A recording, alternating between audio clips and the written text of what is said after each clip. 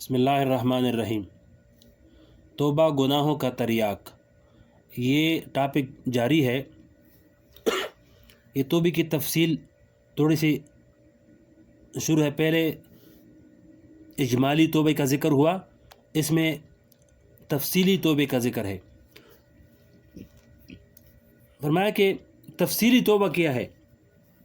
میں کہ توبہ اجمالی کرنے کا یہ مطلب نہیں کہ اب بالکل پاک صاف ہو گئے، اب کچھ نہیں کرنا، بلکہ اس کے بعد تفصیلی توبہ ضروری ہے۔ وہ اس طرح کے جن گناہوں کی تلافی ممکن ہے، ان کی تلافی کرنا شروع کر دے۔ جب تک انسان ان کی تلافی نہیں کرے گا، اس وقت تک اس کی توبہ کامل نہیں ہوگی۔ مثلا فرض نمازی چھوٹ گئی تھی، اب جب نمازی چھوٹ جانے کا خیال آیا تو اب توبہ کر لی، لیکن زندگی کے اندر موت سے پہلے ان نمازوں کو قضا کرنا واجب ہے۔ اور اگر توبہ کر کے اطمینان سے بیٹھ گیا اور نمازوں کی قضا نہیں کی تو اس صورت میں توبہ کامل نہیں ہوئی، اس لیے کہ جن گناہوں کی تلافی ممکن تھی ان کی تلافی نہیں کی۔ لہذا اصلاح کے اندر سب سے پہلا قدم یہ ہے کہ توبہ کی تکمیل کرے۔ جب تک یہ نہیں کرے گا اس وقت تک اصلاح ممکن نہیں۔ توبہ تفصیلی کے اندر سب سے پہلا معاملہ نماز کا ہے۔ بالغ ہونے کے بعد سے اب تک جتنی نمازیں قضا ہوئی ہیں ان کا حساب لگائے۔ بالغ ہونے کا مطلب یہ ہے کہ لڑکا اس وقت بالغ ہوتا ہے جب اس کو احتلام ہو جاتا ہے، اور لڑکی اس وقت بالغ ہو جاتی ہے جب اس کو حیض آنا شروع ہو جائے۔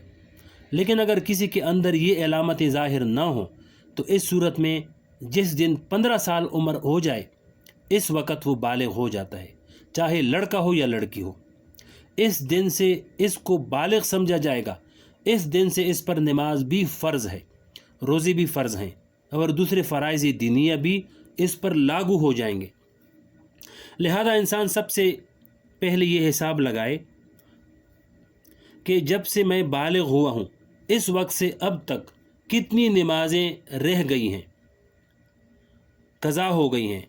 بہت سے لوگ تو ایسے بھی ہوتے ہیں جو دیندار گھرانے میں پیدا ہوئے اور بچپن ہی سے ماں باپ نے نماز پڑھنے کی عادت ڈال دی، جس کی وجہ سے بالغ ہونے کے بعد سے اب تک کوئی نماز قضا ہی نہیں ہوئی۔ اگر ایسی صورت ہے تو سبحان اللہ، اور ایک مسلمان گھرانے میں ایسا ہی ہونا چاہیے۔ اس لیے کہ حضور پاک علیہ السلام کا ارشاد ہے کہ جب بچہ 7 سال کا ہو جائے تو اسے نماز کی تلقین کرو، اور جب بچہ 10 سال کا ہو جائے تو اس کو مار کر نماز پڑھواؤ۔ لیکن اگر بالفرض بالغ ہونے کے بعد غفلت کی وجہ سے نمازیں رہ گئیں تو ان کی تلافی کرنا فرض ہے۔ تلافی کا طریقہ یہ ہے کہ اپنی زندگی کا جائزہ لے کر یاد کرے کہ میرے ذمہ کتنی نمازیں باقی ہیں۔ اگر ٹھیک ٹھیک حساب لگانا ممکن ہو تو ٹھیک ٹھیک حساب لگا لے، لیکن اگر ٹھیک ٹھیک حساب لگانا ممکن نہ ہو تو اس صورت میں ایک محتاط اندازہ کر کے اس طرح حساب لگائے کہ اس میں نمازیں کچھ زیادہ تو ہو جائیں لیکن کم نہ ہو، اور پھر اس کو ایک کاپی پر لکھ لے کہ آج اس تاریخ میرے ذمہ اتنی نمازیں فرض ہیں اور آج سے میں ان کو ادا کرنا شروع کر رہا ہوں، اور اگر میں اپنی زندگی میں ان نمازوں کو ادا نہ کر سکا تو میں وصیت کرتا ہوں کہ میرے ترکے سے ان نمازوں کا فدیہ ادا کر دیا جائے۔ ایک وصیت نامہ لکھ لے۔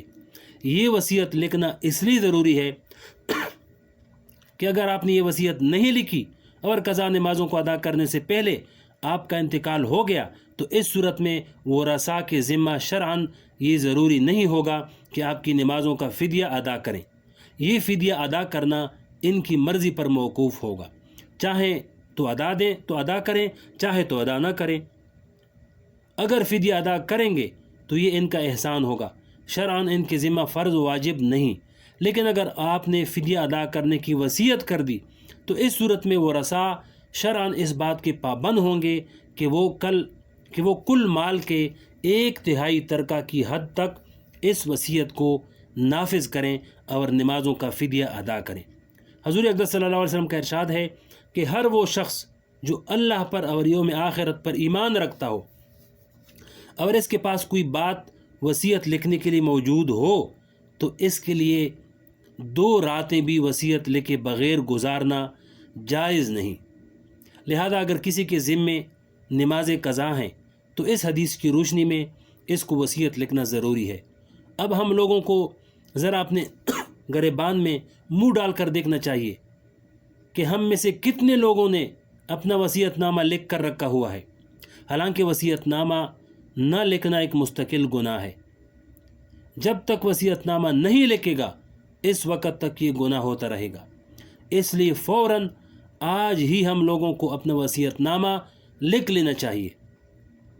قضا عمری کی ادائیگی، اس کے بعد ان قضا نمازوں کو ادا کرنا شروع کر دے۔ ان کو قضا عمری بھی کہتے ہیں۔ اس کا طریقہ یہ ہے کہ ہر وقتی نماز کے ساتھ ایک نماز قضا بھی پڑھ لے، اور اگر کسی کے پاس وقت زیادہ ہو تو ایک سے زیادہ بھی پڑھ سکتا ہے، تاکہ جتنی جلدی یہ نمازیں پوری ہو جائیں اتنا ہی بہتر ہے۔ بلکہ وقتی نمازوں کے ساتھ جو نوافل ہوتے ہیں ان کے بجائے قضا نماز پڑھ لے، اور نماز فجر کے بعد اور عصر کے نماز کے بعد نفلی نماز پڑھنا تو جائز نہیں، لیکن قضا نماز پڑھنا جائز ہے۔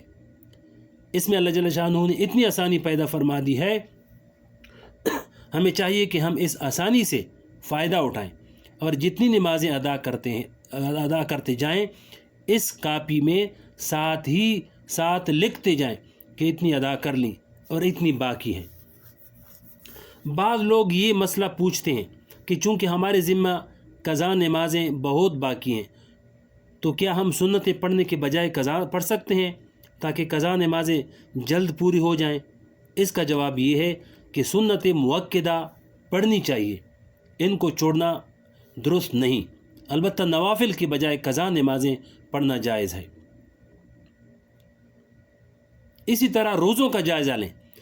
جب سے بالغ ہوئے ہیں اس وقت سے اب تک روزے جتنے رہ گئے ہیں، یا اگر نہیں رہ گئے ہیں تو بہت اچھا، اگر چھوٹ گئے ہیں تو ان کا حساب لگا کر اپنے پاس وصیت نامہ کی کاپی میں لکھ لیں کہ آج فلاں تاریخ کو میرے ذمے اتنے روزے باقی ہیں، میں ان کی ادائیگی شروع کر رہا ہوں۔ اگر میں اپنی زندگی میں ان کو ادا نہیں کر سکا تو میرے مرنے کے بعد میرے ترکہ میں سے ان روزوں کا فدیہ ادا کر دیا جائے۔ اس کے بعد جتنے روزے ادا کرتے جائیں اس وصیت نامہ کی کاپی میں لکھتے جائیں کہ اتنے روزے ادا کر لیے، اتنے باقی ہیں، تاکہ حساب صاف رہے۔ اس طرح واجب زکوٰۃ کا حساب اور وصیت، اس طرح زکوٰۃ کا جائزہ لیں۔ بالغ ہونے کے بعد زکوٰۃ ادا کرنا فرض ہو جاتا ہے، لہذا بالغ ہونے کے بعد اگر اپنی ملکیت میں قابل زکوٰۃ اشیاء تھیں اور ان کی زکوٰۃ ادا نہیں کی تھی تو اب تک جتنے سال گزرے ہیں ہر سال کی علیحدہ زکوٰۃ نکالیں اور اس کا باقاعدہ حساب لگائیں اور پھر زکوٰۃ ادا کریں۔ اور اگر یاد نہ ہو تو پھر احتیاط کر کے اندازہ کریں، جس میں زیادہ ہو جائے تو کوئی حرج نہیں لیکن کم نہ ہو، اور پھر اس کی ادائیگی کی فکر کریں اور اس کو اپنے وصیت نامہ کی کاپی میں لکھ لیں، اور جتنی زکوٰۃ ادا کر دیں اس کو کاپی میں لکھتے چلے جائیں اور جلد از جلد ادا کرنے کی فکر کریں۔ اسی طرح حج زندگی میں ایک مرتبہ فرض ہوتا ہے، اگر حج فرض ہے اور اب تک ادا نہیں کیا تو جلد از جلد اس سے بھی سبق دوش ہونے کی فکر کریں۔ یہ سب حقوق اللہ ہیں، ان کو ادا کرنا بھی تفصیلی توبے کا ایک حصہ ہے۔ آگے حقوق العباد ادا کرے یا معاف کرائے، تو اس کی تفصیل اگلے ویڈیو میں سنائیں گے انشاءاللہ۔